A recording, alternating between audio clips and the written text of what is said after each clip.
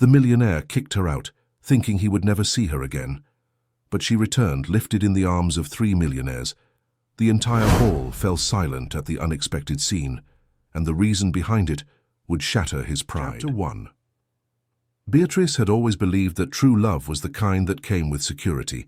Not emotional security, she learned too late that it was the most important kind, but material security, the kind you see in imported cars, in closets full of designer clothes, and at dinners where the wine costs more than an entire month's salary.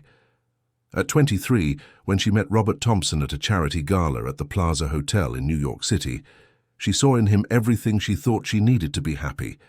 He was 15 years her senior, the owner of a construction company that erected buildings in the city's most exclusive neighborhoods, and he had that confident air of someone who had never had to ask for anything. Beatrice, the daughter of a retired teacher, raised in a modest apartment in Brooklyn Heights, felt that life was finally offering her an escape from the mediocrity she had always feared. The courtship was fast, intense, and full of promises. Robert took her to sophisticated restaurants, introduced her as his rare gem, and in less than a year, they were married in a grand ceremony at St. Patrick's Cathedral, with a reception at one of the most traditional clubs on the Upper East Side. Beatrice wore a French lace gown, walked down the aisle on the arm of her grandmother Eleanor, the only family who truly mattered to her, and believed with all her heart that she was beginning to write the most beautiful chapter of her own life. The first few years were filled with international travel, penthouse parties, and events where Beatrice was always praised for her understated beauty and natural elegance. She learned to smile at the right moments, to speak little, and to never disagree with Robert in public. He liked to control the narrative, to be the center of attention, and Beatrice little by little grew accustomed to being merely the frame for a picture that was never hers. Over time, the routine of their marriage began to show its cracks. Robert spent more and more time at the office, came home late, and when he was present, he seemed absent. Their conversations became superficial, reduced to comments about their social calendar or renovations on the Park Avenue penthouse where they lived. Beatrice tried to fill the void with culinary courses, Pilates classes, and lunches with friends who were, in reality, just acquaintances sharing the same kind of empty, glittering life. She began to realize she was invisible, not literally, but in a way that was even more painful. Robert saw her, but he didn't truly see her. He touched her, but he didn't feel her. At parties, he presented her as a trophy, but when they were alone, he barely looked her way. Beatrice became a well-dressed shadow, a decorative presence in a life that seemed to belong only to him. The hardest blow came on a September night, during the launch of one of the most ambitious projects from Robert's construction company. It was a grand event attended by politicians, business leaders, and important journalists. Beatrice had chosen a navy blue dress, discreet but elegant, and hoped that night would be different, that Robert would truly include her, that he would introduce her with genuine pride. When it was time for the official photos, Robert positioned himself next to his partners and the main investors. Beatrice naturally approached, as she always did. But before she could step into the frame, he held out his hand in a subtle but unmistakable gesture and said, in a low tone, firm, enough for her to hear perfectly, "Better not, Beatrice. This photo is for the partners and investors. You don't fit the image we're projecting here." The words fell on her like a bucket of cold water. You don't fit the image. Beatrice felt her face burn, her heart race, but she kept the smile on her face as she had learned to do. She took 2 steps back, stood on the sidelines, watching as the flashes illuminated his face and those of the other men. No one else seemed to notice what had happened, no one except her. That night, Beatrice returned home in silence. Robert drove calmly, commenting on the event's success, the important contacts he had made, the opportunities that were opening up. She heard everything, but processed nothing. Her mind was stuck on that sentence. You don't fit the image we're projecting here. Upon arriving at the penthouse, Robert went straight to his study, claiming he needed to review some contracts. Beatrice went up to the bedroom, took off the navy blue dress, and hung it carefully in the closet as if the fabric could hold the pain she felt. She sat on the edge of the bed, still in her underwear, and looked at her own reflection in the vanity mirror. Who was that woman? When had she allowed herself to become so small? The following weeks were a succession of identical days. Beatrice continued to play her role as the exemplary wife, but something inside her had changed. She began to pay attention to details she had previously ignored. The times Robert compulsively checked his phone during dinner, the calls he took in another room, the business trips that became increasingly frequent. She wasn't looking for proof, but it appeared, discreetly, inevitably. One Thursday afternoon, Beatrice was tidying up the living room when Robert's phone, left on the sofa, began to vibrate insistently. She looked at the screen and saw messages popping up, one after the other, from a contact saved only as M. The messages were short, direct, filled with an intimacy that left no doubt. "I miss you. When are you coming?" Robert didn't reply immediately, and Beatrice, with trembling hands, unlocked the phone. The password was his birthday, of course, because Robert always put himself at the center of everything. She opened the conversation and saw months of messages, photos, plans, promises he had never made to her. Beatrice sat on the sofa and read everything, not with despair, not with tears, but with a strange sense of confirmation. It was as if a part of her already knew, and this discovery was just the validation of an intuition that had been suppressed for a long time. When Robert came home that night, he found his phone exactly where he had left it. Beatrice said nothing. She prepared dinner, talked about trivial matters, and when he went up to sleep, she stayed in the living room looking out the window at the view of the river. The city lights twinkled in the distance, and Beatrice felt she was trapped in a life that was never truly hers. The next morning, she woke up with a clarity she hadn't felt in years. It wasn't anger. It wasn't sadness. It was resolve. Beatrice got up, showered, dressed calmly, and started packing a bag. Simple clothes, only the essentials. Robert had left early for a meeting, and the house was silent, almost complicit in her departure. She left a short note on the kitchen table. No long explanations were needed. There was no room for drama. "I need some time, don't look for me." Beatrice took her bag, went down in the private elevator and called a cab. She gave the address of her grandmother Eleanor in Greenwich Village, an old neighborhood full of winding streets, where the houses still had history and people still greeted each other on the street. As the car made its way downtown, the rain began to fall. Not a violent storm, but a steady drizzle, the kind that washes the city and leaves the air feeling lighter. Beatrice looked out the window and felt she was starting to breathe again. Grandma Eleanor's house was small, painted a pale yellow with a porch full of plants and a solid wooden door that always creaked when opened. When Beatrice rang the bell, her grandmother answered, her kitchen apron still tied around her waist and her reading glasses hanging around her neck. Eleanor was 78, but she carried a vitality that many younger people had lost. She looked at her granddaughter, at the rain-soaked bag, and asked no questions. She just opened her arms. "Come in, my child, you're home." Beatrice entered, left her bag in the hallway, and hugged her grandmother, with an intensity she hadn't experienced in years. There, in that tight embrace, in that smell of home cooking and coconut soap, she finally allowed the tears to fall. The first few days at her grandmother's house were an adjustment. Beatrice slept in what had been her mother's room, a small space with a single bed, an old wardrobe, and a window overlooking the backyard. She woke to the sound of birds, had breakfast in the cramped kitchen, and spent her afternoons helping Eleanor tend to the plants. Eleanor didn't push. She didn't ask invasive questions.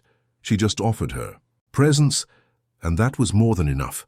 Sometimes, while they watered the plants together, her grandmother would comment on the neighbors, on the farmer's market on Saturdays, on the bakery that made the best bread in the area. Beatrice listened to everything with an attention she hadn't had in years, rediscovering the simplicity of a life that didn't need so much to make sense. One afternoon, while Eleanor was in the living room watching her daytime drama, Beatrice decided to tidy up the room. She opened the old wardrobe and began to reorganize the shelves. That's when she found, at the back of one of the drawers, a hardcover notebook worn by time with yellowed edges. She pulled it out carefully and saw, on the first page, her mother's delicate, slanted handwriting. Diary of Helen Carter, 1998. Beatrice felt her heart race. Helen had passed away when she was only 12, a victim of an illness that was never fully explained. The memories Beatrice had of her mother were fragmented, made more of feelings than facts. The scent of her perfume, her soft voice, the way she brushed her hair before bed. She sat on the bed and opened the diary with reverence. The first pages spoke of daily life, of her work as a teacher, of financial struggles. But as she read on, the tone changed. Helen wrote about her marriage, about the husband Beatrice barely remembered, about the silences that filled the house.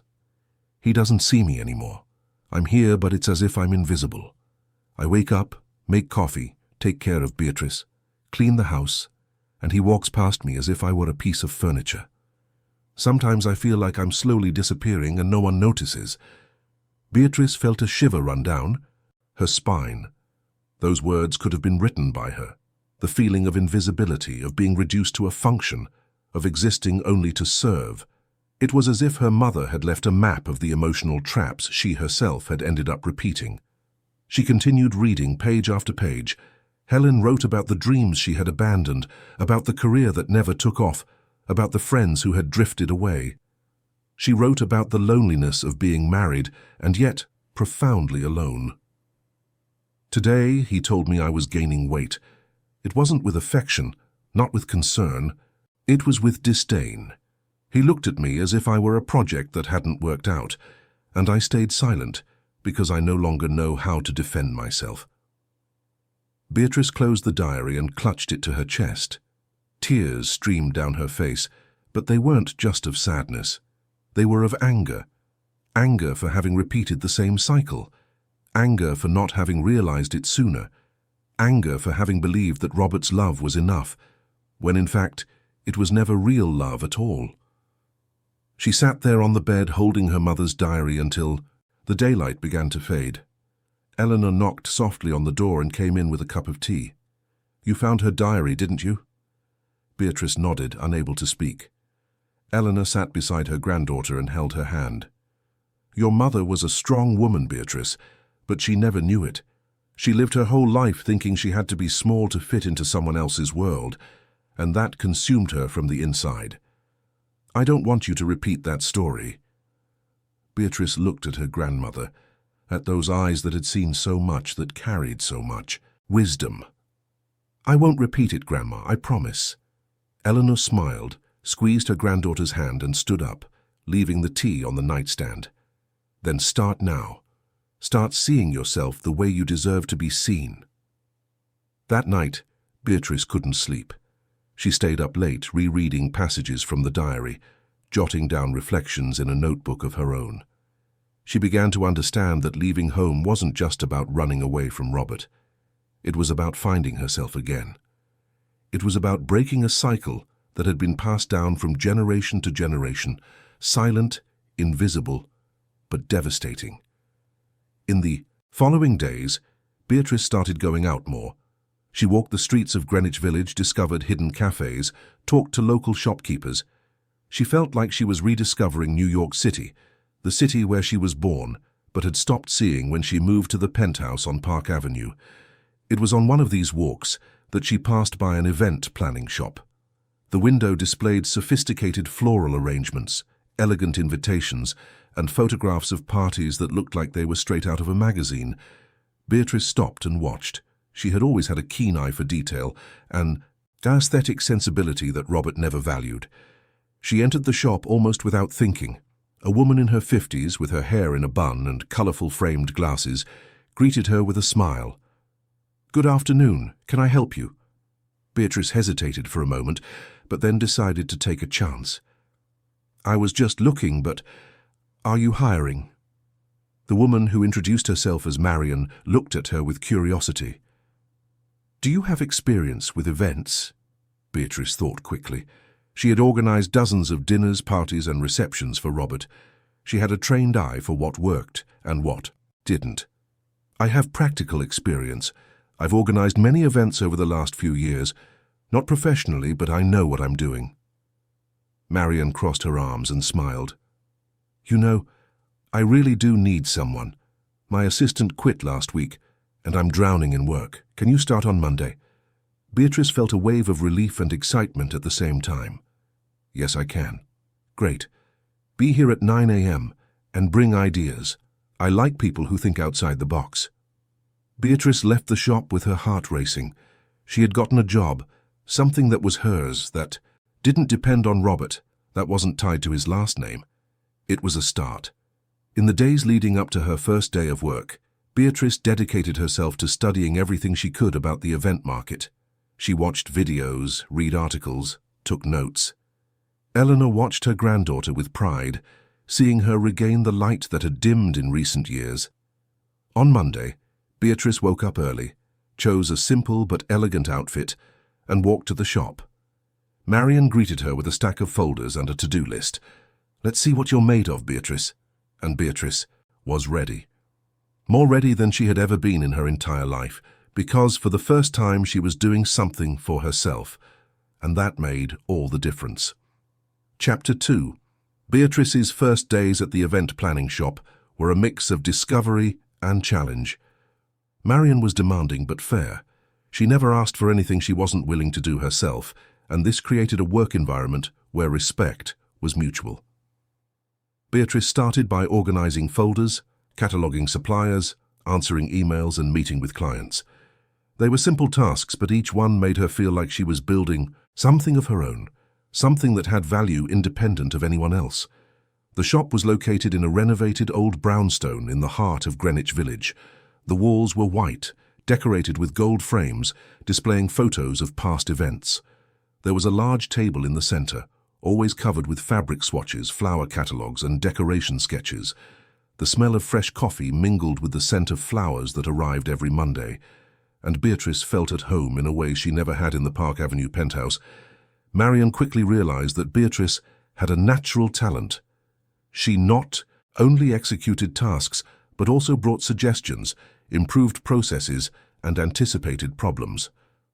In one of the meetings with a couple planning their silver wedding anniversary party, Beatrice suggested a color palette that combined tradition with modernity, and the result was so well received that Marion put her in charge of the project.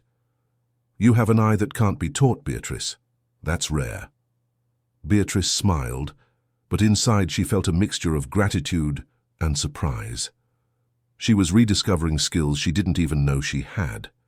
For years, Robert had made her believe she was just an ornament, a beautiful presence without substance. Now, away from him, she was beginning to understand that she had always had value. She just never had the space to show it. Weeks passed, and Beatrice gained confidence.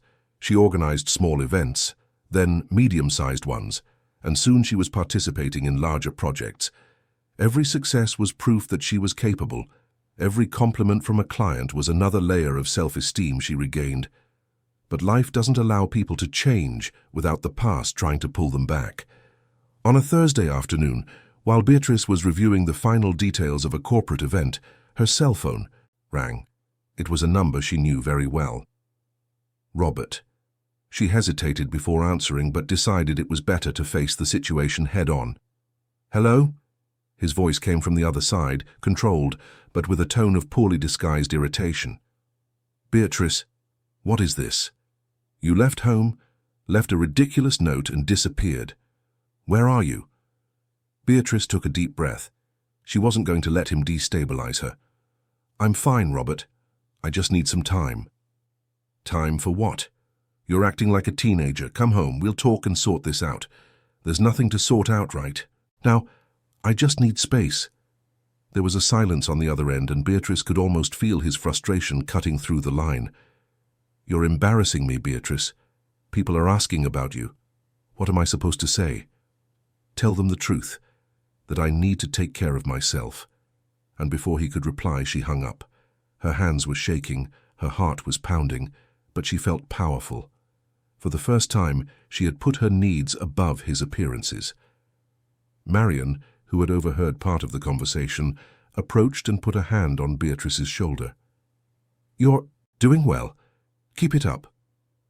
Beatrice nodded, but she knew this wouldn't be the last time Robert would try to bring her back. He wasn't worried about her. He was worried about his image, about what people would think, about the control he was losing. In the following weeks, Robert tried to contact her a few more times, but Beatrice didn't give in. She blocked his number, asked her grandmother not to give him any information, and focused entirely on her work. She was determined to build a life that was truly hers. It was during this period that Beatrice met Leonard Andrews. He was a tech entrepreneur, the owner of a rapidly expanding startup that had hired the event shop to organize the launch of a new app. Leonard was 38, tall, broad-shouldered, with dark hair slightly graying at the temples, and a serene gaze that conveyed confidence. Unlike Robert, who always needed to be the center of attention, Leonard had a discreet but commanding presence. In the first meeting, he listened more than he spoke. Marion presented the initial proposals, but it was Beatrice who detailed the visual aspect, explaining the color choices, the layout of the space, and the experience they wanted to provide for the guests. Leonard watched her attentively throughout the presentation, and when she finished, he smiled. "I really like your vision, Beatrice. You're not just thinking about the event, but about the feeling it will leave with people. That's rare." Beatrice felt her face flush. She wasn't used to receiving genuine compliments, and something about the way Leonard spoke made her feel that he truly saw beyond the surface. "Thank you. It's important that the event tells a story, not just showcases a product." Leonard nodded, clearly impressed. "I'm looking forward to seeing the result." In the days that followed, Beatrice worked intensely on organizing the launch. It was a medium-sized event, with about 200 guests, including investors, journalists, and business partners. She coordinated everything with precision, from choosing the venue, a cultural space in downtown Manhattan, to the smallest details of the decor and catering. Leonard followed each stage closely, but never intrusively. He trusted Beatrice's decisions, made suggestions when necessary, and above all treated her as a competent professional, not as someone who needed to be constantly supervised. On the day of the event, everything went perfectly. The decor was modern yet welcoming. The lighting created a sophisticated but not cold atmosphere. Guests mingled naturally, and the feedback was extremely positive. At the end of the night, Leonard sought out Beatrice to thank her personally. "You exceeded all my expectations. Thank you for making this night special." Beatrice smiled, feeling a deep satisfaction. "It was a pleasure working with you." Leonard hesitated for a moment, as if considering something, and then asked, "Would you like to have dinner with me sometime? Not as a client, but as two people who have met and would like to talk more." Beatrice felt her heart race. It had been a long time since someone had invited her to something that didn't have ulterior motives or social obligations. She thought quickly. She wasn't ready for a relationship, but she also didn't want to deny the possibility of getting to know someone who treated her with such respect. "I'd love to, but I need to be clear that I'm going through a transitional period in my life. I'm not looking for anything serious right now." Leonard smiled, and there was genuine understanding in his eyes. No pressure, just a conversation between friends. They arranged to meet the following week at a quiet restaurant in Soho. Beatrice chose a simple but elegant dress and arrived on time. Leonard was already there, waiting with a glass of white wine. The conversation flowed naturally. Leonard talked about his career, the challenges of being an entrepreneur in America, and the dreams he had for his company. Beatrice, in turn, shared a little of her story, without going into painful details, but making it clear that she was in a process of rebuilding. "I spent a long time living to please someone else. Now I'm learning to live for myself." Leonard listened to her attentively without interrupting, and when she finished, he said something that touched her deeply. "That takes a lot of courage. Most people stay stuck in situations that don't make them happy because they're afraid to start over. You're doing the right thing." Beatrice felt a real connection with him. It wasn't immediate physical attraction, but something deeper, a mutual recognition that they both valued authenticity and respect. They said goodbye that night with a warm hug, and Beatrice took a cab home with a lighter heart. She didn't know if Leonard would become an important part of her life, but she liked the idea of having met someone who saw her for who she really was. Meanwhile, her work at the event shop continued to grow. Marion began to delegate larger projects to Beatrice, trusting her judgment and execution skills more and more. One of these projects was a charity gala organized by one of New York's leading charitable institutions. It was a golden opportunity. and Beatrice was determined to do an impeccable job. During the preparations, she met two other businessmen who were also involved in the organization. The first was Philip Montgomery, a 42-year-old corporate lawyer and owner of one of the most respected firms in the city. Philip was charming, eloquent, and had a sharp sense of humor that made Beatrice laugh genuinely. He treated her with a mix of admiration and playful teasing, always finding ways to compliment her without being invasive. The second was Daniel Fisher, an entrepreneur in the restaurant industry, owner of a chain of sophisticated restaurants across several U.S. cities. Daniel was 45, divorced, had a teenage daughter, and carried an aura of maturity and stability that was comforting. He was more reserved than Philip and Leonard, but when he spoke, his words carried weight. The three businessmen, each in their own way, showed genuine interest in Beatrice. It wasn't predatory or superficial interest, but an admiration for the woman she was becoming. They respected her professionally, valued her opinion, and gradually became part of her social circle. Beatrice, however, was not ready to commit to any kind of romantic relationship. She was still processing the end of her marriage, still rediscovering herself. But she enjoyed their company, the way they made her feel seen, valued, important. The preparations for the charity gala took almost 2 months of work. Beatrice coordinated everything perfectly, from the choice of venue, a traditional club on the Upper East Side, to the details of the decor, menu, and entertainment. On the night of the event, more than 500 guests attended, including business leaders, artists, politicians, and members of New York's high society. Beatrice was radiant. She wore a long emerald green dress, discreet but elegant, and moved through the spaces checking that everything was running as planned. Leonard, Philip, and Daniel were present, and all three made a point of complimenting her personally. "You're shining, Beatrice," Leonard said, with a sincere smile. "This event is perfect. You have an incredible talent," Philip added, always with that naturally charming tone. "You've turned this night into something special. Congratulations," Daniel finished, with his calm and steady voice. Beatrice thanked them all, feeling a deep sense of gratitude. She was surrounded by people who admired her for who she was, not for the last name she carried or the social status she occupied. It was during this event that something unexpected happened. Among the guests was Claire Miles, a renowned journalist who wrote for one of the country's leading lifestyle magazines. Claire had a weekly column that covered stories of overcoming adversity, personal transformation, and female empowerment. She observed Beatrice throughout the night, noting the way she coordinated everything with elegance and efficiency, the way she interacted with guests, the way she remained calm even in moments of tension. At the end of the event, Claire approached Beatrice and asked for a few minutes of her time. "Hello, Beatrice.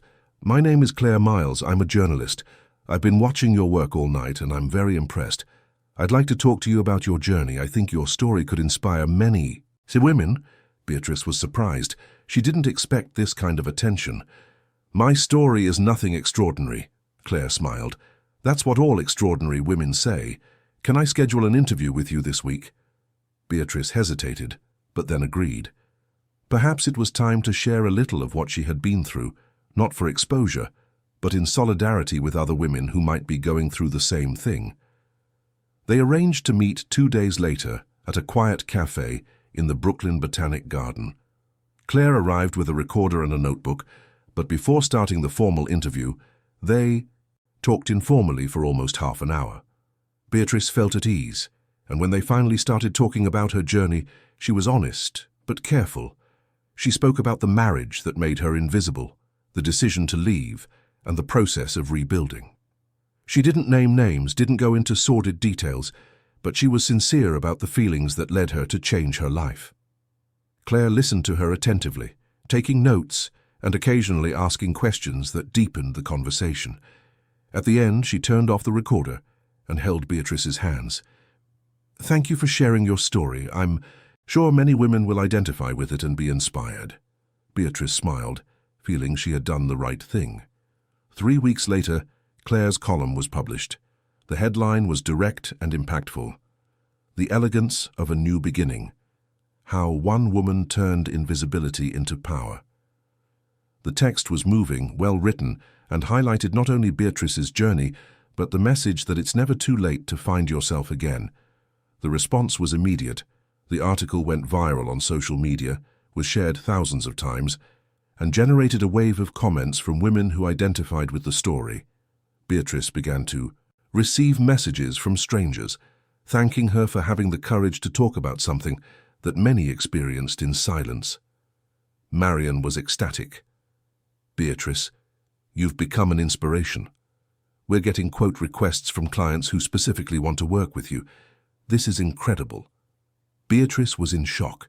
She hadn't expected her story to have such an impact, but at the same time, she felt a responsibility. If her experience could help other women, then it was worth exposing a little of her pain. With increased visibility came bigger opportunities. Large corporations began to seek out the event shop, wanting Beatrice to be in charge of their projects. She organized product launches, corporate parties, and high-profile social events. Each project was a chance to showcase her talent, and she did not disappoint. Leonard, Philip, and Daniel remained present in Beatrice's life, each in their own way. Leonard invited her to quiet dinners where they talked about life, dreams, and the challenges of starting over.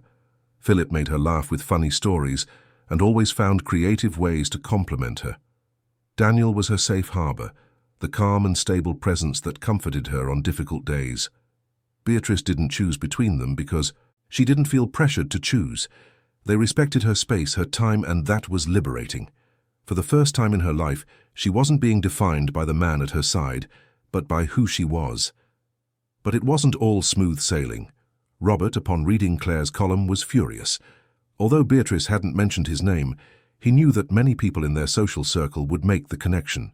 To him, it was a public humiliation, a stain on the reputation he so carefully guarded. He started making calls, spreading distorted versions of the story, trying to protect himself. He said Beatrice had abandoned the marriage for no reason, that she was emotionally unstable, that she had made up stories to justify her own irresponsibility. Some people believed him, others didn't, but the important thing was that Robert was showing his true colors, and Beatrice, even from a distance, was winning, because she no longer needed his approval. She no longer needed anything that came from him. She was building something that was entirely hers, and nothing Robert did could change that. One evening, while having dinner with her grandmother, Eleanor, Beatrice received a call from Marion. "Beatrice, you need to know something. One of our suppliers just called me saying he received a strange call from a man who identified himself as your husband. He was trying to discredit you, saying you're not reliable. I thought you should know." Beatrice's stomach churned. Robert was trying to sabotage her career. "Thanks for letting me know, Marion. I'll handle it."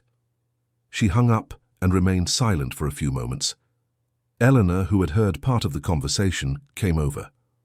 "What did he do?" Beatrice told her, and Eleanor shook her head sadly. "Men like that can't stand to lose. Control. But you're stronger than him, my child, and the truth always prevails." Beatrice knew her grandmother was right. She wasn't going to let Robert destroy her. She would continue to do her work with excellence.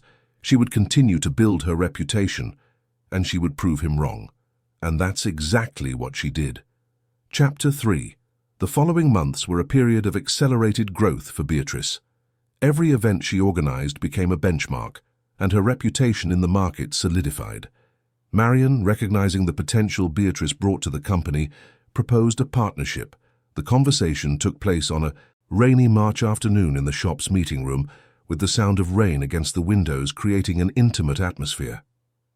"Beatrice, you've transformed this business. Clients ask for you specifically. Our revenue has tripled in the last few months, and I can't imagine continuing without you as a partner. What do you think?" Beatrice felt her heart race. A partnership meant commitment, responsibility, but also recognition. It meant she wasn't just a competent employee, but a fundamental part of the company's success. "I accept, Marion, and I'll do my best to make this grow even more." They shook hands, sealing a deal that would definitively change Beatrice's life.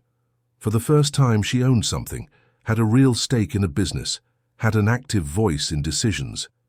It was a giant step in her journey toward independence. The news of the partnership spread quickly among clients and partners. Leonard was one of the first to congratulate her, inviting her to dinner to celebrate. They met at an elegant restaurant in Soho with a view of the city skyline.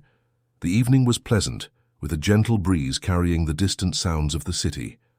"I'm so proud of you, Beatrice. Watching your evolution has been inspiring." Beatrice smiled, feeling the genuine warmth in his words. "Thank you, Leonard. You were one of the first people to believe in my work when I was still finding my way." He held her hand across the table, a delicate, unpressured gesture. "I always saw who you were, even when you were still discovering it yourself." There was a moment of comfortable silence between them, and Beatrice realized she was developing deeper feelings for Leonard. He was patient, respectful, intelligent, and the way he looked at her made her feel special.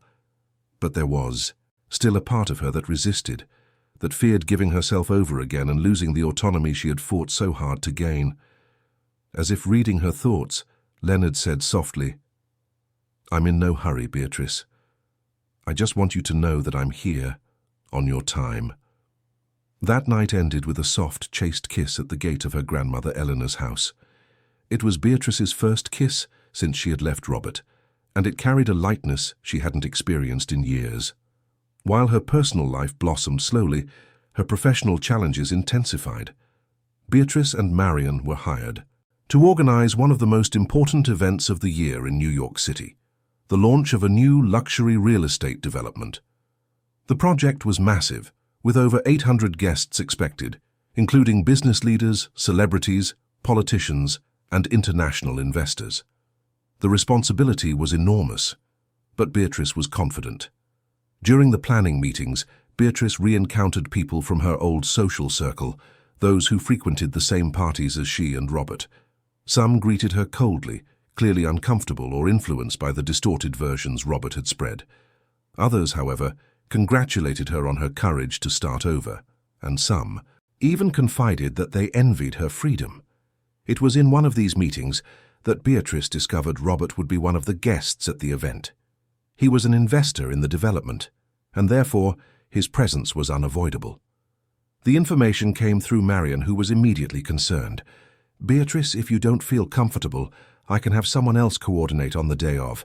I don't want you to go through a difficult situation." Beatrice took a deep breath. She knew this moment would come eventually. She couldn't run forever. "No, Marion. I'll do the event. Robert has no power over me anymore." She said it with conviction, but inside her heart was racing. She knew seeing him again would be a test, proof that she had truly moved past that chapter of her life. In the weeks leading up to the event, Beatrice worked tirelessly. She coordinated suppliers, reviewed every detail of the decor, tested the menu 3 times, and supervised the setup of the stage and sound system. Philip and Daniel, who were also guests, offered their support and made themselves available for anything she might need. "You're not alone in this, Beatrice. We're here for you," said Daniel, with that calm voice that always reassured her. "And if that idiot ex of yours tries anything, I'll handle it," Philip added, with a half-smile that mixed provocation and protection. Beatrice thanked them, but she knew she had to face Robert alone. It was part of her journey. On the night of the event, everything was perfect. The decor was stunning, with golden lights creating a sophisticated yet warm atmosphere. The tables were impeccably set, the flowers exuded a soft fragrance, and the waiters moved with elegance. Guests began to arrive on time, and Beatrice, wearing a simple but elegant long black dress, coordinated everything with her usual discretion. Robert arrived around 8 o'clock, accompanied by a younger blonde woman in a tight red dress. It was clearly the same person from the messages Beatrice had found months ago. She saw them enter but felt no jealousy, no anger. She felt a liberating indifference. Robert saw her too. Their eyes met for a brief moment, and Beatrice saw surprise, perhaps even discomfort in his gaze. She just nodded politely, as she would to any other guest, and went back to work. During the evening, while supervising the final adjustments, Beatrice noticed something was wrong. The sound system began to experience intermittent failures. They weren't serious, but enough to compromise the official presentation scheduled to happen in an hour. She immediately called the technician in charge, who examined the equipment and found that some cables had been deliberately disconnected. This wasn't an accident. Someone tampered with this on purpose. Beatrice's stomach churned. She knew exactly who was behind it.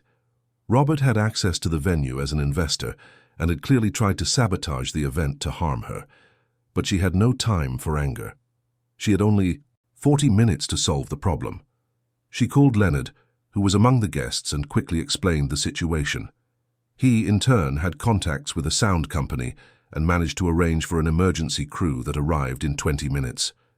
Meanwhile, Beatrice reorganized the schedule, discreetly postponed a few moments, and ensured the guests remained entertained with ambient music and appetizers. When the system was finally restored, the official presentation went on without further issues. The event organizers were impressed with how Beatrice had managed the crisis, turning a potential disaster into a minor hiccup, unnoticeable to most of the attendees. At the end of the night, as guests began to leave, Robert approached Beatrice. He was alone. His companion had gone to the restroom. "You handled that well," he said, in a tone that tried to be casual but carried something more. "Thank you," Beatrice replied, keeping her voice firm and neutral. Robert hesitated, as if weighing his words. "I was unfair to you, Beatrice. I realized that too late." Beatrice looked him in the eye, without anger, without resentment, just with a cold clarity. "Yes, you were, but that doesn't matter anymore. I've moved on, Robert. I hope you do too." Before he could respond, she turned and walked toward her team, leaving him there alone with the weight of his own choices. It was a moment of definitive closure, a page turned without drama but with firmness. Leonard, who had observed the interaction from a distance, approached Beatrice as soon as Robert walked away. "Are you okay?" "I'm great. For the first time, I'm truly great." He smiled and offered his arm. "Shall we celebrate?" This event was an absolute success. They left together, accompanied by Philip and Daniel, who had waited to congratulate her. The four of them went to a quiet bar in Soho, where they talked late into the night about the event, about life, about Beatrice's future plans. "You've become a benchmark, Beatrice. Everyone's talking about you," Philip said, raising his wineglass. "And you deserve every compliment," Daniel added in his serious but warm way. Leonard just held Beatrice's hand under the table, a discreet but meaningful gesture. That night, Beatrice felt she had finally found her place. She was no longer trying to fit into someone else's world. She was creating her own world, surrounded by people who valued and respected her. In the days following the event, the buzz was even greater than she had expected. The way Beatrice had handled the sound system crisis became a topic of conversation among the city's event planners. Marion received dozens of calls from potential clients wanting to work specifically with Beatrice. The partnership between them was proving to be one of the best investments either of them could have made. It was during this period that Beatrice received an unexpected invitation. A multinational corporation was organizing an international conference in New York City and wanted her to be the general coordinator. It was the biggest project of her career, with over 2,000 participants from various countries, scheduled to take place in 6 months. The financial offer was generous, and the recognition it would bring would be invaluable. Beatrice accepted, without hesitation. It was a huge challenge, but she was prepared. She assembled a team, delegated responsibilities, created detailed schedules, and began to work with a dedication that impressed even the most experienced professionals in the market. While dedicating herself to the project, Beatrice also began to think about the future more broadly. She had achieved financial independence, had rediscovered herself as a woman and a professional, but she felt something was missing. She wanted to leave a legacy, something that went beyond the events she organized. That's when she remembered her mother's diary, the words Helen had written about invisibility, about loneliness within a marriage, about abandoned dreams. Beatrice thought about how many women still lived in similar situations, trapped in relationships that diminished them, without the courage or resources to start over. She began to sketch out an idea. She wanted to create a foundation to support women in the process of rebuilding their lives. Not just with financial aid, but with professional guidance, psychological support, training and networking. She wanted to offer what she herself had received from her grandmother Eleanor, from Marion, from Leonard, Philip, and Daniel. She wanted to give other women the chance to find themselves again.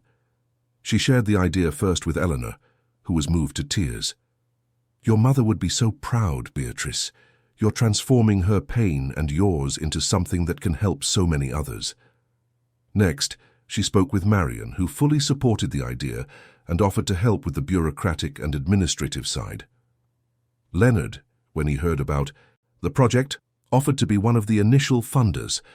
Philip committed to providing free legal advice to the women served by the foundation. Daniel proposed creating a professional training program in the culinary arts. Beatrice was touched by the support she received. She was no longer alone, and the network of people around her was solid, genuine, based on mutual respect and true admiration. As preparations for the international conference progressed, Beatrice also began to structure the foundation. She chose the name Helen in honor of her mother and defined its mission: to support women who have experienced emotional erasure and want to rebuild their lives with autonomy and dignity. News about the foundation spread quickly, and Beatrice began to receive messages from women interested in participating as volunteers, donors, or even as future beneficiaries. It was thrilling to see how an idea born of pain could transform into hope for so many people. But it wasn't all celebrations. Robert, upon learning about the foundation and the international conference Beatrice was organizing, became even more resentful. Seeing his ex-wife rise professionally and socially, gaining respect and admiration, while he himself faced problems at his company due to poor planning, was a blow to his ego he couldn't bear. He tried once more to discredit her, spreading rumors that Beatrice was using the story of their marriage to promote herself, that the foundation was just a front to make money. But this time, his attempts fell on deaf ears. Beatrice had built a reputation that was too solid, based on real work and concrete results, for empty rumors to shake it. Still, there were moments when Beatrice felt tired, not physically but emotionally, carrying the weight of being an inspiration, an example, of constantly having to prove her competence was exhausting. In those moments, she turned to her grandmother Eleanor, who always had the right words. "My child, you don't have to be perfect. You just have to be true. People don't admire you because you never make mistakes, but because you have the courage to try."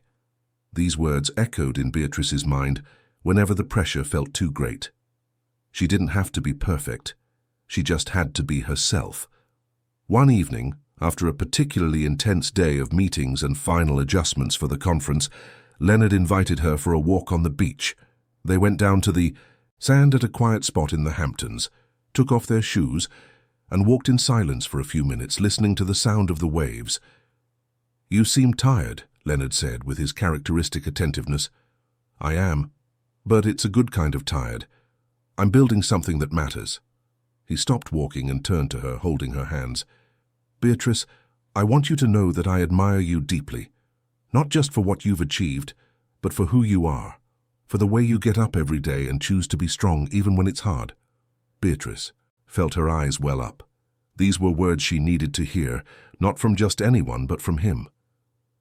"Thank you for being here, Leonard, for truly seeing me. I will always see you, Beatrice. Always." They kissed there, on the beach, under the moonlight, and it was a different kiss from the first one. It had depth, promise, surrender. Beatrice still didn't know if she was ready for a full relationship, but she knew that Leonard was someone special, someone who deserved to be in her life. The following months were a race against time. The international conference was approaching, and Beatrice worked 12 to 14 hours a day, supervising every detail. The pressure was immense, but she was in control. Marion handled the event shop while Beatrice dedicated herself to the larger project, and the partnership between them worked perfectly. Philip and Daniel remained present, each in their own way. Philip with his jokes and laid-back manner that eased the tension. Daniel with his solid and reliable presence, always available when Beatrice needed advice or just someone to listen. The four of them, Beatrice, Leonard, Philip and Daniel, had developed a genuine friendship. There was no competition among the men, only mutual respect. They knew that Beatrice was not a prize to be won, but a woman who would choose her own path in her own time. And Beatrice, for the first time in her life, felt she had a choice. She wasn't being pushed into decisions, wasn't being pressured to follow a predetermined script. She was living at her own pace, building her own story, and that was liberating. The international conference finally arrived. It was 3 intense days of lectures, workshops, networking, and social events. Beatrice coordinated everything masterfully, solving problems in real time, adjusting schedules, ensuring that every participant had a memorable experience. At the end, she received a standing ovation from the organizers and participants, who recognized her impeccable work. That night, exhausted but fulfilled, Beatrice returned to her grandmother Eleanor's house. She entered quietly, went up to the room that was once her mother's, and sat on the bed with Helen's diary in her hands. "I did it, Mom. I broke the cycle. And now I'm going to help other women do the same." She closed the diary, carefully put it away in the drawer, and lay down, feeling a deep sense of peace. She had come a long way, had faced her fears, had overcome obstacles, and had become the woman she always had the potential to be. And there was still so much ahead. Chapter 4. The success of the international conference opened doors Beatrice had never imagined. In the following months, she began to receive invitations from companies in other states, from international organizations, and even from government institutions. Her reputation had crossed the borders of New York, and she was now recognized as one of the best high-end event professionals in the country. Marion, ever pragmatic and visionary, suggested they expand the company. "Let's open a branch in Chicago. With your reputation and our contacts, we can dominate the entire Midwest market." Beatrice considered the proposal seriously. Chicago represented a much larger, more competitive market, but also a more lucrative one. It was a bold step, but she had already proven she was capable of taking on big challenges. "Let's do it, Marion. But I want it done right, with structure, with planning, without rushing." The two spent weeks drafting the expansion plan, analyzing costs, visiting potential locations, and interviewing professionals. Leonard offered to help with the investment and strategic planning side, using his business experience to guide the most important decisions.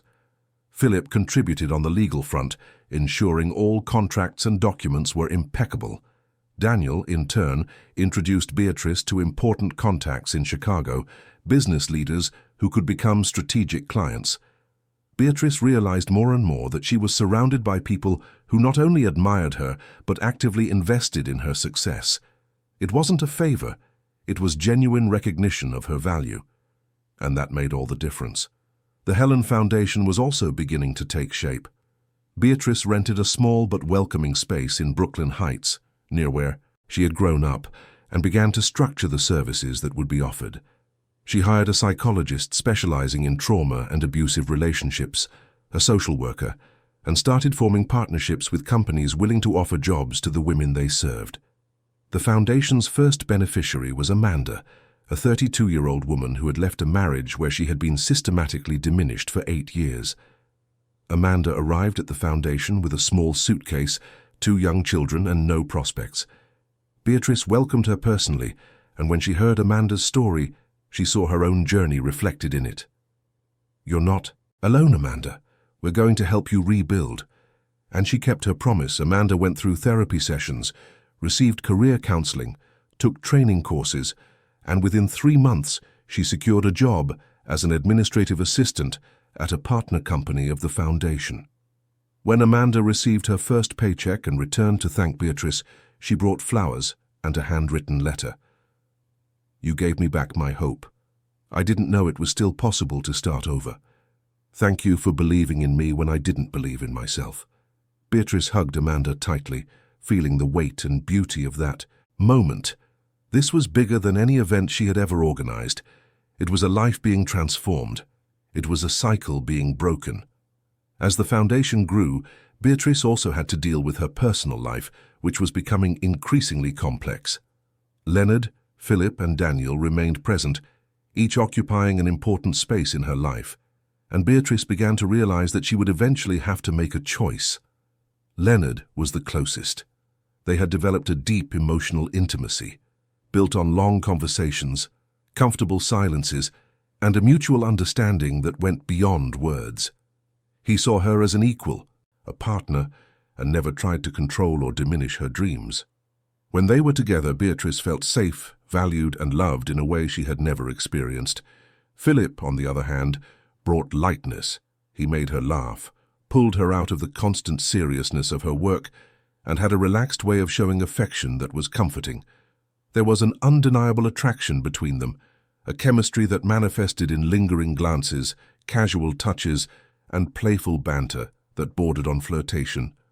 Philip never pressured Beatrice, but he made it clear he was interested, that he would wait as long as necessary. Daniel was stability. He was older, more experienced, and carried a maturity that conveyed security. Their conversations were deep, about life, choices, and what truly mattered. He had a teenage daughter, and Beatrice admired the way he balanced his career with fatherhood. Daniel was never intrusive, but he was always there when she needed him, like a safe harbor in the midst of storms. Beatrice knew that all three were extraordinary men, and that any woman would be happy with any one of them. But she also knew she couldn't continue in this limbo indefinitely. Eventually, she would have to choose, or choose no one, and that was also a valid option. One afternoon, while having coffee with her grandmother Eleanor, Beatrice shared her doubts. "Grandma, I don't know what to do. I like all three of them, each in a different way. But I'm afraid of choosing wrong, of repeating the mistakes of the past." Eleanor held her granddaughter's hand affectionately. "My child, you won't repeat the mistakes of the past because you're not the same person anymore. You know who you are, you know what you want, and you won't accept less than you deserve. Whatever choice you make will be the right one because it will be yours." Her grandmother's words brought comfort, but Beatrice still wasn't ready to decide. There were other priorities at the moment, like opening the Chicago branch and expanding the foundation. The inauguration of the company's new office in Chicago was set for a Saturday in June. Beatrice and Marion organized an elegant event, inviting potential clients, partners, and friends. The space was modern, spacious, with large windows overlooking Fifth Avenue. The decor was sophisticated yet welcoming, perfectly reflecting the company's identity. Leonard, Philip, and Daniel made a point of being there, supporting Beatrice in this new chapter. During the party, the three mingled with the guests, introducing Beatrice to important contacts, reinforcing her reputation, acting as true allies. There was a moment during the evening when Beatrice found herself alone on the office balcony, looking out at the city lights. Philip approached, carrying 2 glasses of champagne. "You look thoughtful. Everything okay?" Beatrice accepted the glass and smiled. "I'm just processing everything. A year ago I was lost, invisible, without prospects, and now I'm here, opening a branch of my own company in Chicago." Philip toasted with her. "And you deserve every second of it. You're incredible, Beatrice. And I'm not just saying that as someone who's interested. I'm saying it as someone who deeply admires you." Beatrice felt her face flush. Philip had a way of speaking that was direct, honest, without games. It was refreshing. "Thank you, Philip. You've been a great friend." He smiled, but there was something more in his eyes. "Friend is a good start." Before Beatrice could respond, Daniel appeared on the balcony with his usual discreet manner. "Sorry to interrupt, but Beatrice, there are some clients who want to speak with you." She nodded, thanked Philip for the moment, and returned to the party. The rest of the evening was a succession of conversations, introductions, and new contracts being closed. The Chicago branch was already a success before it even officially opened. When the party ended and the last guests had left, Beatrice, Marion, Leonard, Philip, and Daniel remained in the space, sitting in chairs scattered around the room, tired but satisfied. "We did it," Marion said, raising a final glass of wine. "You two did it," Leonard corrected, looking at Beatrice and Marion with pride. Beatrice looked around at the people who had become her chosen family and felt a deep sense of gratitude. She was no longer alone. She was no longer invisible. She was surrounded by love, respect, and genuine admiration. But it wasn't all celebrations. Robert, upon learning of the Chicago opening, and the buzz Beatrice was generating, became increasingly resentful. His construction company was facing financial difficulties due to poorly planned investments and a series of scandals involving overbilling on public works. Although Robert was not directly implicated in the irregularities, the company's reputation was tarnished and he was losing important contracts. Seeing Beatrice thrive while he was sinking was a blow he couldn't bear. He tried one last move.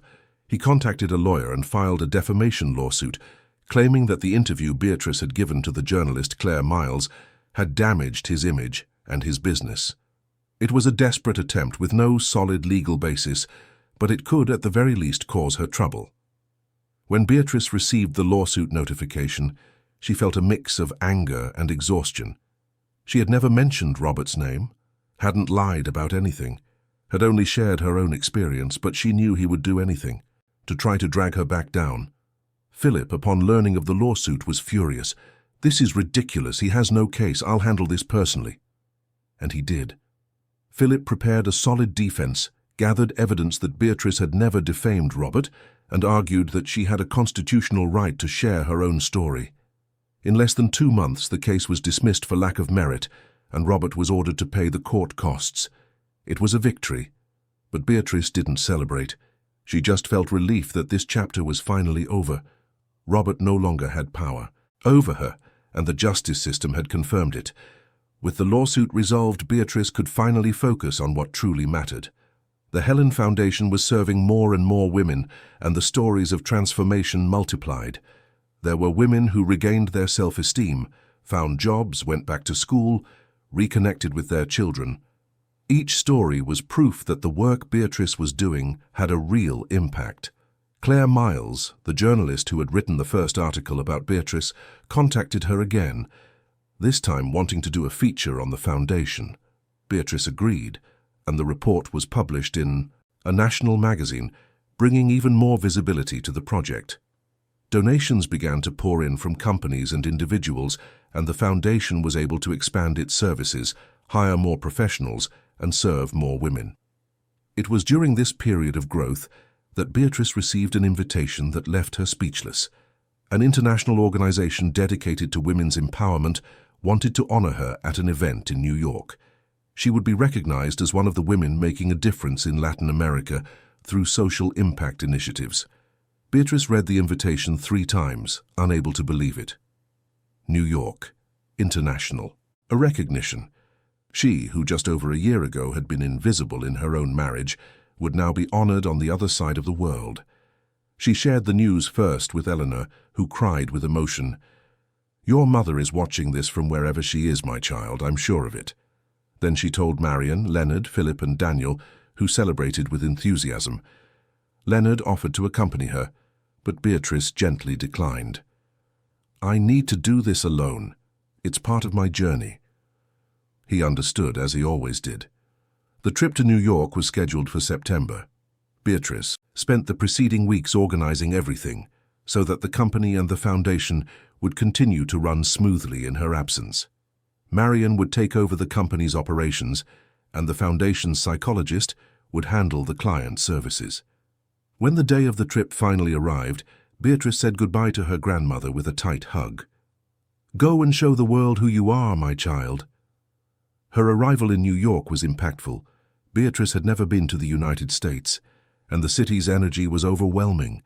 Skyscrapers that seemed to touch the sky, people from all over the world rushing. Through the streets, a mix of sounds, smells, and colors that was both chaotic and fascinating. The awards ceremony took place at a luxurious hotel in Manhattan.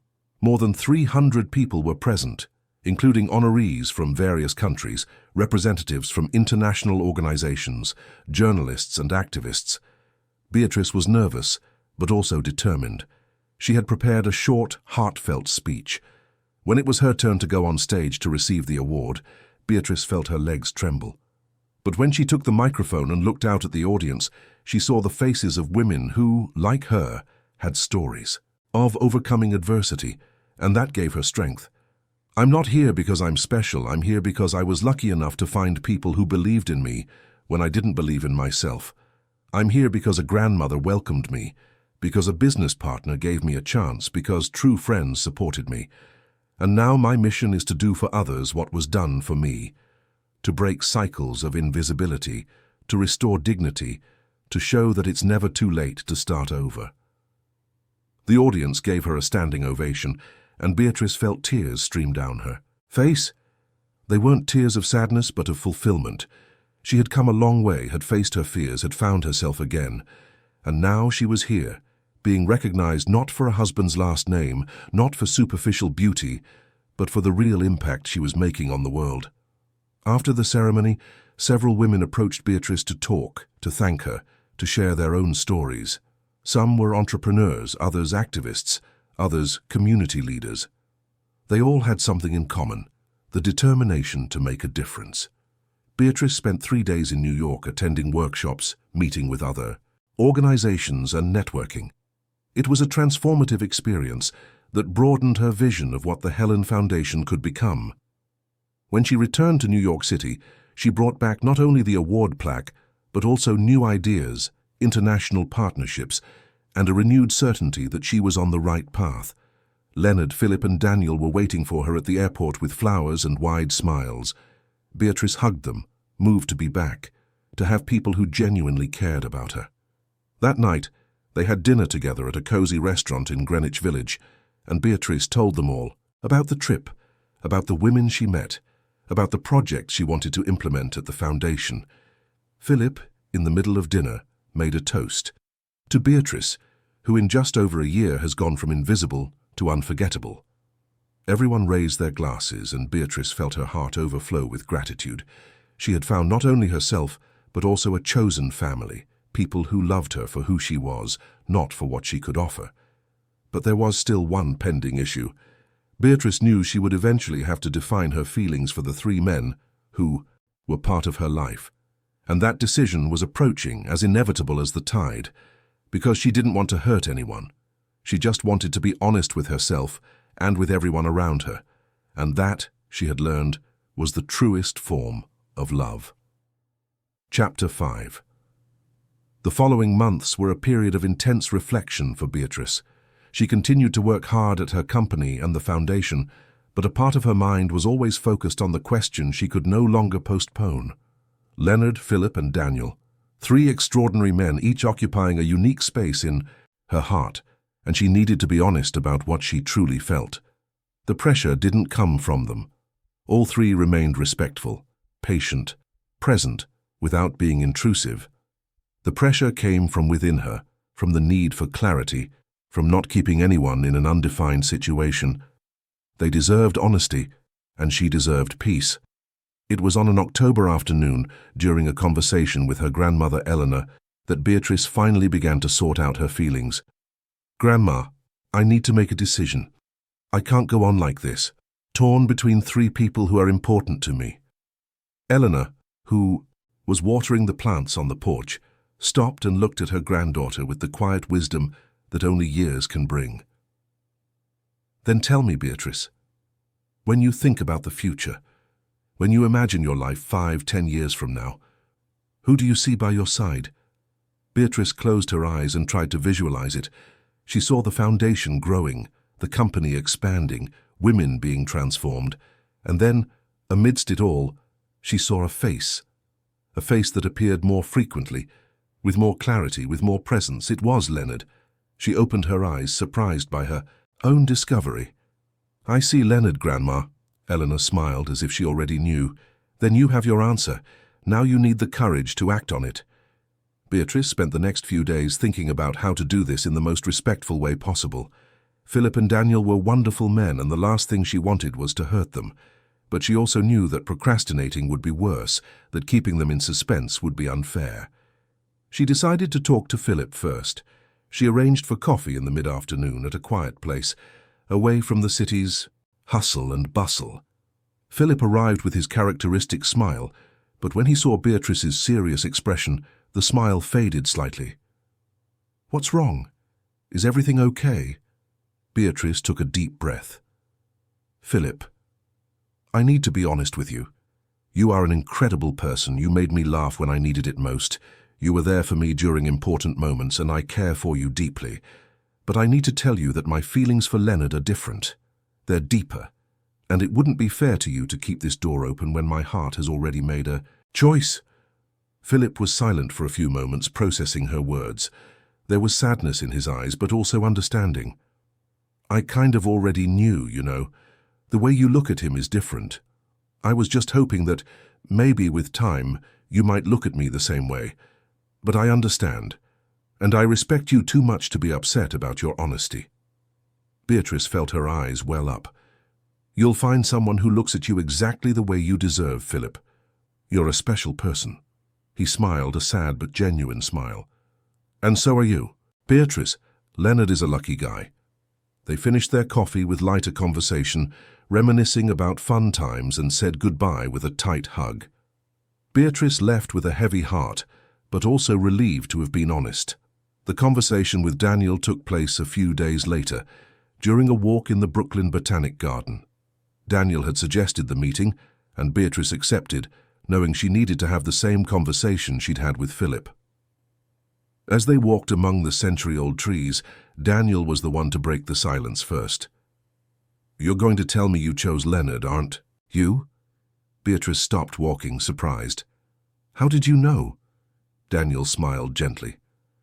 "I pay attention, Beatrice. And it's okay. I always knew that what I offered was security, stability. But what you need at this point in your life is someone to walk beside you as you build your dreams. And Leonard is that person." Beatrice felt a wave of relief mixed with sadness. "You are a wonderful man, Daniel, and I'm so grateful for everything you've done for me." He held her hand affectionately. "The gratitude is mutual. You taught me that it's possible to believe in love again, after a marriage that didn't work out. And that's a gift. I'll be fine, and so will you, and who knows, maybe one day we'll meet again as old friends who respect each other." They continued their walk, talking about life, his children, the foundation, the future. When they parted, Beatrice felt she had preserved something precious, mutual friendship and respect. With the difficult conversations behind her, Beatrice finally felt free to fully embrace what she felt for Leonard. She invited him to dinner at her grandmother Eleanor's house, something she hadn't done before. It was a way of officially integrating him into her life, of introducing him to the most important person in her world. Eleanor prepared a lavish pot roast with all the traditional sides and welcomed Leonard with the warm hospitality that was her trademark. During dinner, the three of them talked about everything, from Beatrice's childhood memories to the future plans for the foundation. Leonard charmed Eleanor with his politeness, his attentiveness, and especially with the respectful way he treated Beatrice. When Eleanor retired for the night, Beatrice and Leonard stayed on the porch, sitting in the wicker chairs, looking out at the city lights twinkling in the distance. "Your grandmother is amazing," Leonard said, holding Beatrice's hand. "She's everything to me. She was the one who took me in when I needed it most." Leonard turned to her with a serious but affectionate expression. "Beatrice, I want you to know that I am completely in love with you, not just for the strong, inspiring woman you've become, but for the person you've always been, even when you couldn't see it in yourself. And I want to walk beside you, not to complete you because you are whole on your own, but to share life, dreams, and challenges." Beatrice felt her heart race. These were the words she needed to hear, said in the right way at the right time. "I'm in love with you too, Leonard, and I'm ready to build something real, something based on respect, partnership, and true love." They kissed there on her grandmother's porch under the starry New York sky, and it was a kiss that sealed a commitment, a promise for the future. In the following weeks, Beatrice and Leonard began to build a routine together. They didn't live in the same house yet because Beatrice wanted to keep her space at her grandmother's while everything settled, but they spent most of their free time together. They had dinner, took walks, talked about each other's projects, and Leonard became an active partner in the Foundation's initiatives, contributing not only financially but with ideas and connections. The Helen Foundation was growing exponentially. The number of women served had tripled in 6 months, and Beatrice had to hire more staff and rent a larger space. The impact of the work was tangible, visible in the individual transformations of each woman who went through the program. One of these women was Simone, a 40-year-old lawyer who had given up her career to dedicate herself to her marriage and children, and who, after years in a relationship where she was systematically devalued, decided to start over. Simone arrived at the foundation, fragile but determined. She underwent therapy, updated her legal knowledge, and within a few months secured a position at a respected law firm. When Simone returned to thank Beatrice, she brought an emotional letter. "You showed me that I hadn't lost my essence. It was just dormant. Thank you for helping me wake up." Stories like Simone's multiplied, and each one strengthened Beatrice's conviction that she was on the right path. The foundation wasn't just a project, it was a legacy. It was her way of transforming her mother's pain and her own into something that could heal other women. It was during this time that Beatrice received an invitation to participate in an international conference on women's empowerment in Lisbon, Portugal. It would be in November, and she would be one of the keynote speakers, sharing the experience of the Helen Foundation and the methodologies that were being successfully applied. Leonard encouraged Beatrice to accept. "This is an incredible opportunity. You have to go." But this time, when he offered to accompany her, Beatrice accepted. "I want you to come with me. I want to share this with you." The trip to Lisbon was memorable. It was the first time they had traveled together outside the country, and every moment was a shared discovery. They walked through the narrow streets of Alfama, tasted pastel de nata at traditional bakeries, watched the sunset from the Miraduro de Santa Catarina, and talked about the future, about the dreams each of them had and how they could achieve them together. On the day of her speech, Beatrice was nervous, but Leonard reassured her. "You've done this before, just be yourself." And that's exactly what she did. She went on stage, told her story without fear, without shame, sharing the moments of pain, discovery, and transformation. She talked about the foundation, about the women being served, about the real impact that could be generated with genuine commitment.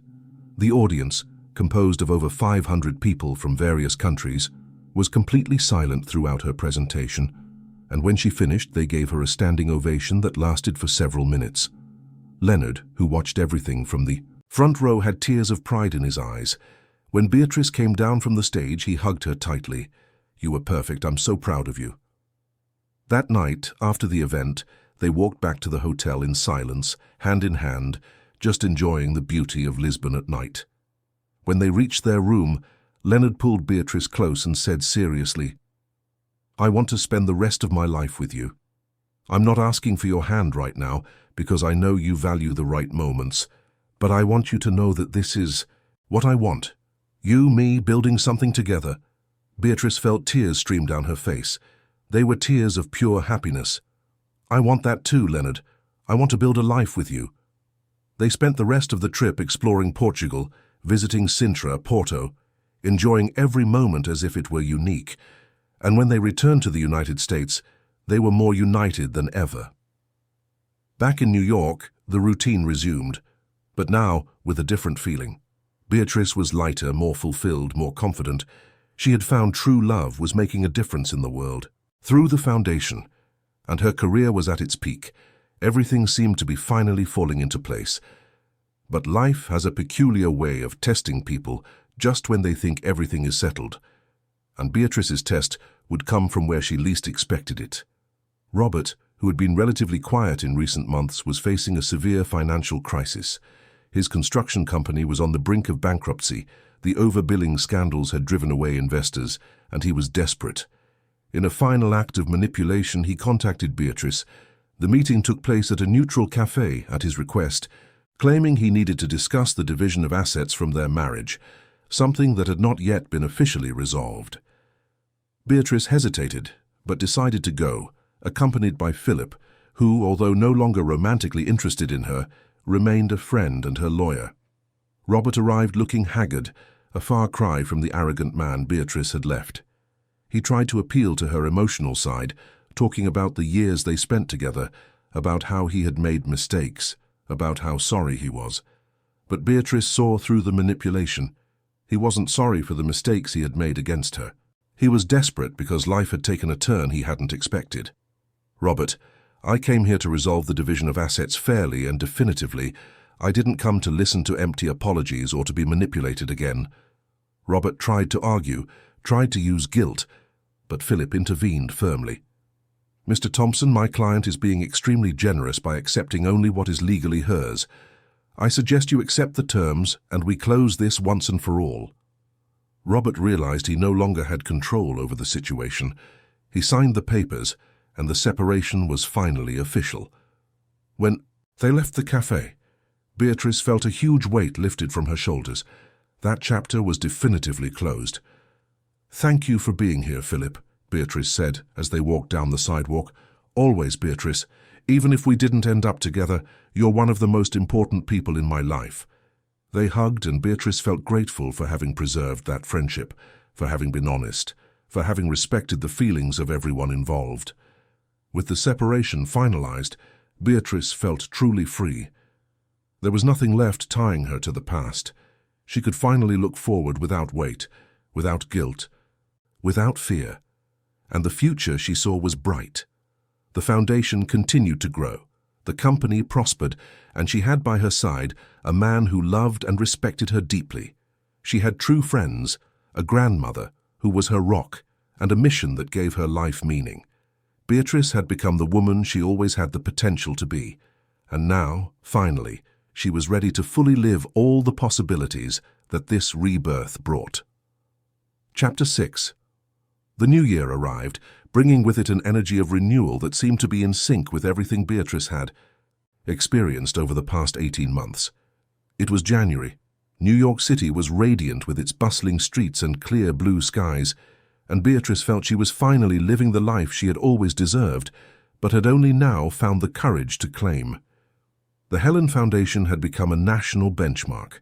The support model that Beatrice and her team had developed was being studied by other organizations, and she constantly received invitations for speaking engagements, consultations, and partnerships. The space in Brooklyn Heights was no longer sufficient, and they were in the final preparations to inaugurate a larger headquarters.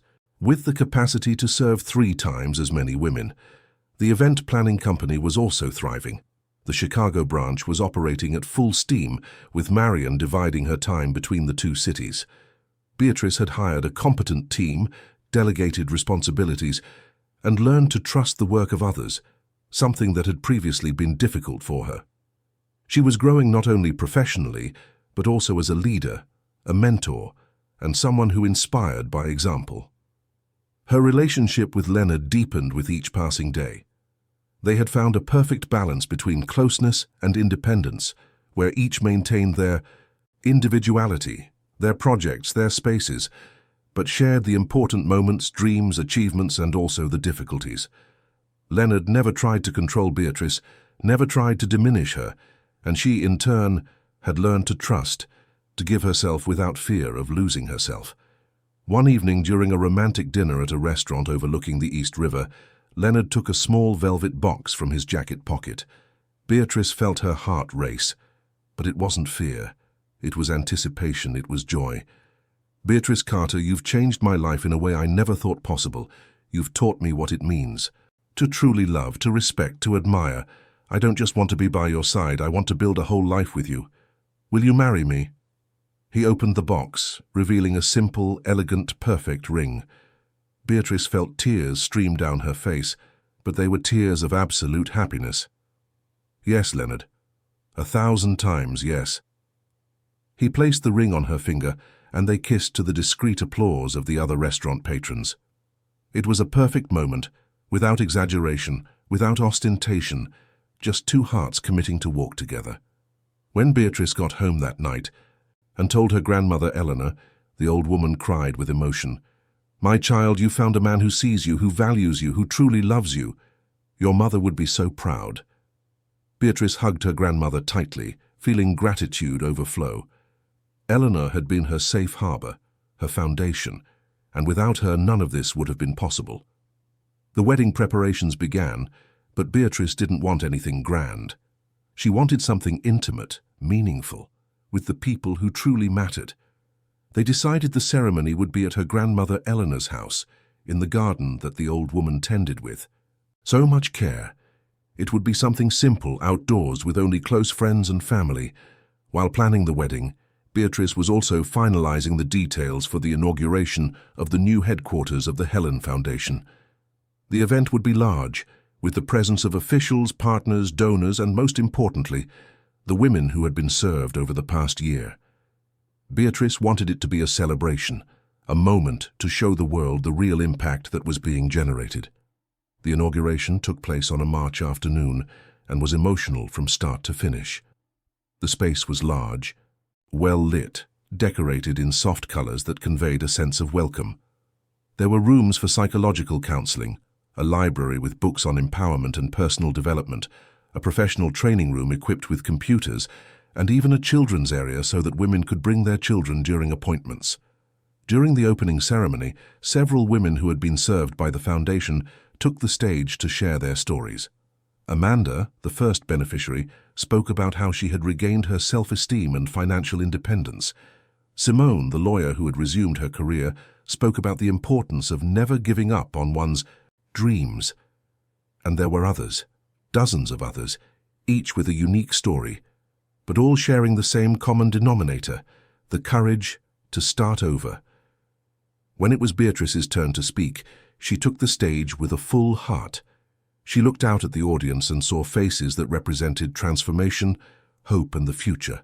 When I created the Helen Foundation, I wanted to honor the memory of my mother, a woman who lived her whole life feeling invisible, but I also wanted to create a space where other women wouldn't have to go through what I went through, what my mother went through, a space where they could find themselves, rebuild, rediscover themselves. And today, looking at each of you here, I see that this goal has been achieved. But this is not my merit. It is the merit of all of us, of every woman who had the courage to ask for help, of every professional who dedicated themselves with love, of every partner who believed in this cause. We are breaking cycles. We are changing stories. We are proving that it is never too late to start over. The audience gave a standing ovation, and Beatrice felt a wave of emotion wash over her. Here was the true meaning of everything she had been through. The pain had transformed into purpose. The suffering had given way to compassion, and invisibility had been replaced by a presence that now impacted hundreds of lives. After the inauguration, there was a reception where Beatrice mingled with the guests, thanking them, talking, listening to stories. Leonard was by her side the whole time, proud, present, discreetly supportive. Philip and Daniel also attended, and the three men chatted naturally among themselves, with no resentment, united by mutual respect and the admiration they all had for Beatrice. In the following weeks, Beatrice's life was a whirlwind of wedding preparations, operating the new foundation headquarters and professional commitments for the event company. But she loved every second of that rush. It was tiring, but it was gratifying. It was challenging, but it was rewarding. Beatrice and Leonard's wedding took place on a sunny Saturday in April. The garden of her grandmother Eleanor's house was impeccably decorated with white flowers and discreet arrangements that created a romantic atmosphere without being over the top. There were about 50 guests, all beloved people, hand-picked. Beatrice wore a simple dress of delicate lace that enhanced her natural beauty without overshadowing it. She walked to the makeshift altar in the garden on the arm of her grandmother Eleanor, who wore a lavender dress and had eyes shining with pride. Leonard waited for her next to the officiant, with a smile that said everything without needing words. The ceremony was short but emotional.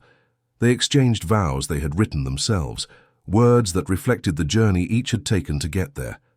When the officiant declared them officially married, Leonard kissed Beatrice tenderly, and everyone applauded.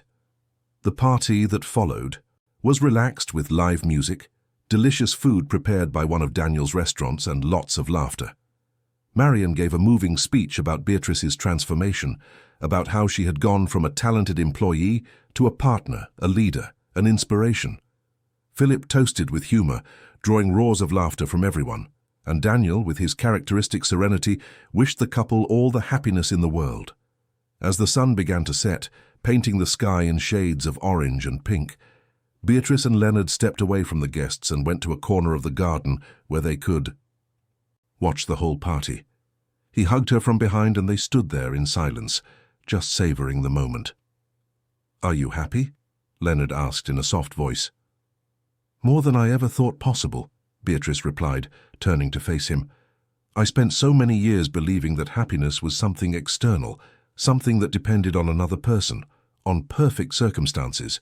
But now I understand that happiness is feeling whole, living according to your values, being surrounded by people who truly love you. And I have all of that." Leonard kissed her forehead tenderly. "And I have you, which is more than I could have ever asked for." The months following the wedding were a time of consolidation. Beatrice and Leonard moved into an apartment they chose together, a space that reflected both their personalities. It was an apartment in Brooklyn Heights, near her grandmother Eleanor's house, with a partial view of the river and plenty of natural light. They decorated it together, choosing every piece of furniture, every painting, every detail. It was a true home, built in partnership. The Helen Foundation continued to grow. Beatrice received a proposal to expand the model to other cities in the US, starting with Chicago and Boston. It was a huge challenge, but she had a competent team and the resources to make it happen. The foundation was becoming a movement, a support network that reached more and more women. The event company also prospered, with increasingly larger and more challenging projects. Beatrice had found the perfect balance between being an entrepreneur and a social activist, dedicating time and energy to both fronts without neglecting either. It was on a September afternoon, almost 2 years after she had left Robert's house, that Beatrice received an unexpected call. It was a journalist from one of the country's major television networks, inviting her to participate in a program about stories of female resilience. The program would have a national reach, and Beatrice would be the main guest. She accepted without hesitation. Not out of vanity, but because she knew her story could help even more women, and the more women she could reach, the more lives could be transformed. The program was taped at a studio in New York City. Beatrice was serene, confident. The host conducted the interview with sensitivity, asking questions that allowed Beatrice to tell her full story, from the years of invisibility in her marriage to the creation of the foundation and the rebuilding of her own life. When the host asked what message Beatrice would like to leave for the women watching, she answered with conviction, "I want to say to every woman who is feeling invisible, diminished, erased, that it is never too late to start over, that you have value, you have potential, you have strength, even when you can't see it, that leaving a situation that harms you is not giving up, it's choosing yourself, and when you choose yourself, when you put yourself first, the whole world reorganizes around you. It won't be easy. There will be fear, there will be uncertainty, there will be difficult days, but in the end, you will look back and be grateful that you had the courage." The program aired on a Thursday night, and the response was immediate. The foundation's social media was flooded with messages from women asking for help, offering support, sharing their own stories. The foundation's phone rang off the hook. It was overwhelming, but it was also wonderful.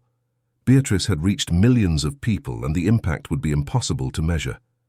In the following months, the foundation had to expand again, hire more professionals, open new service fronts. Beatrice was exhausted, but fulfilled. She saw the dream that had started small transform into something much bigger than herself. And then, one December morning, Beatrice discovered she was pregnant. The news took her by surprise, but it was a wonderful surprise. She and Leonard had talked about having children, but they weren't actively trying. It happened naturally, and it seemed to be the perfect time.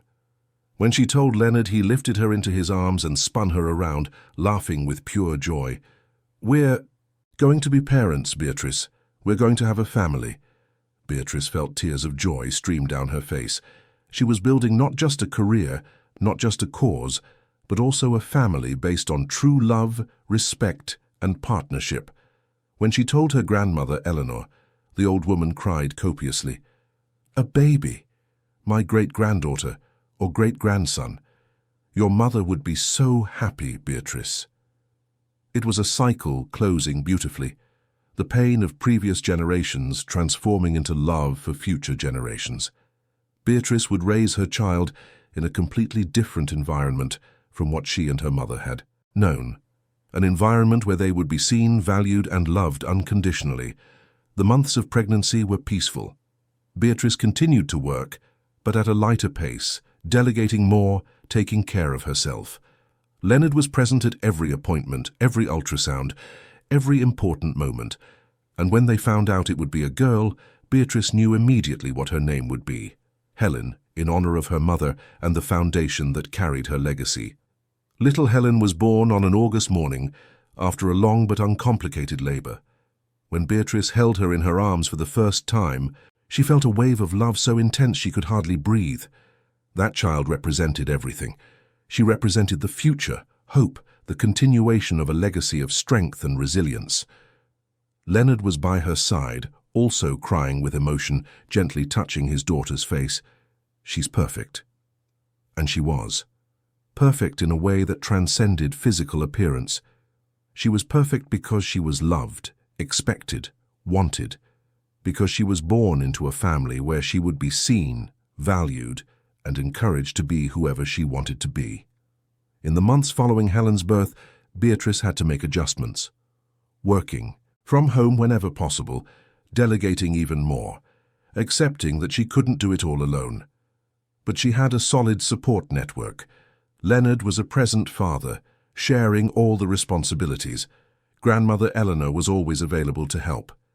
Marion took on more responsibilities at the company, and the Foundation's team was competent enough to run the projects without constant supervision.